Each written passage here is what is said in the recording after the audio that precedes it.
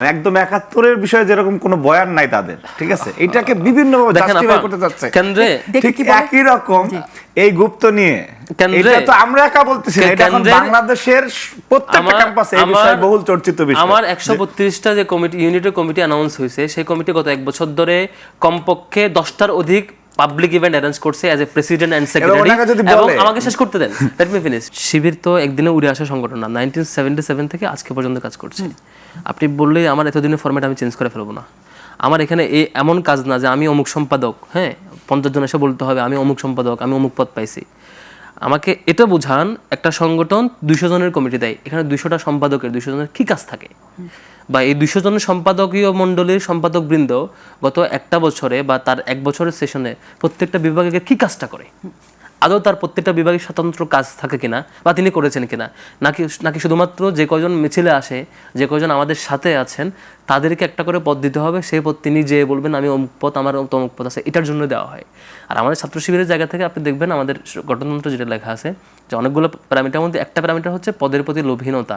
আবার যেই অর্গানোগ্রাম দেওয়া আছে সেখানে হচ্ছে বেসিক কাজগুলো করবার জন্য যেটুকু সম্পাদক দরকার, আমাদের অফিস বিভাগ, অর্থ বিভাগ, প্রশিক্ষণ বিভাগ, এরকম বেসিক কাজ যেগুলো মৌলিক কাজগুলো সেগুলোর জন্য একজন সম্পাদক দিয়ে দেওয়া হয়।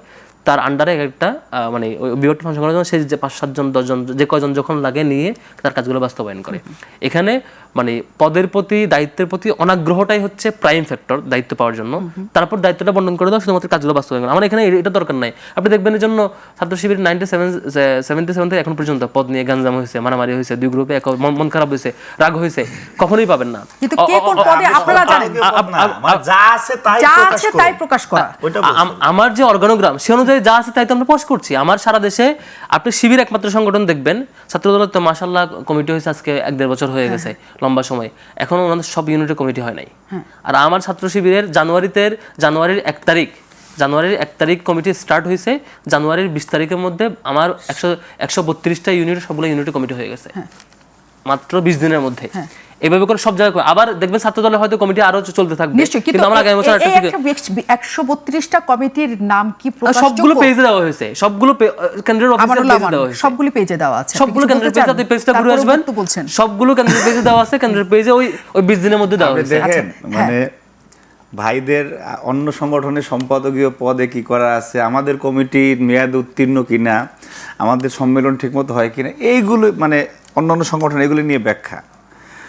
কিন্তু ওনারা কখনোই ওনাদের পূর্ণাঙ্গ যে কি, আমরা এটা খুবই তীব্র আকাঙ্ক্ষা যে একটু জানতে মন চায় যে ভাই শিবির সবাই কারা, ঠিক আছে, পূর্ণাঙ্গ কি কেন্দ্রীয় কমিটি জানতে চান, কোন কমিটি, আমি বললাম তো এইটাও একটা কৌশল। এখন শুনেন, আমি বলি আপনাকে, শুনেন, মনে করেন হলের বিষয় বা পেজে মনে করেন ওনারা যদি প্রেসিডেন্ট মনে করেন যে আমান সেক্রেটারি আরেকজন দিল, এখন এটাও তো আমাদের কৌশল হয়ে যেতে পারে যে তোমরা যে ফরম্যাটটা আমরা প্রকাশ করব সেইটার প্রেসিডেন্ট সেক্রেটারি মিডিয়ায় যেটা দিব, আমাদের সংগঠনে আরেকটা সেটা আপনি রহিত করবেন কেমন করে, সেটা এই যে শুনেন এই যে একটা অবস্থা তৈরি করছে, একদম আমি যেটা প্রথমেই বললাম, একদম ৭১-এর বিষয়ে যেরকম কোনো বয়ান নাই তাদের, ঠিক আছে, এটাকে বিভিন্নভাবে জাস্টিফাই করতে যাচ্ছে কেন্দ্রে ঠিক একই রকম এই গুপ্ত নিয়ে এটা তো আমরা একা বলতেছি না, এটা এখন বাংলাদেশের প্রত্যেকটা ক্যাম্পাসে এই বিষয়ে বহুল চর্চিত বিষয়। আমার ১৩২টা যে কমিটি ইউনিটের কমিটি অ্যানাউন্স হয়েছে সেই কমিটি গত এক বছর ধরে কমপক্ষে 10টার অধিক পাবলিক ইভেন্ট অ্যারেঞ্জ করছে as a president and secretary.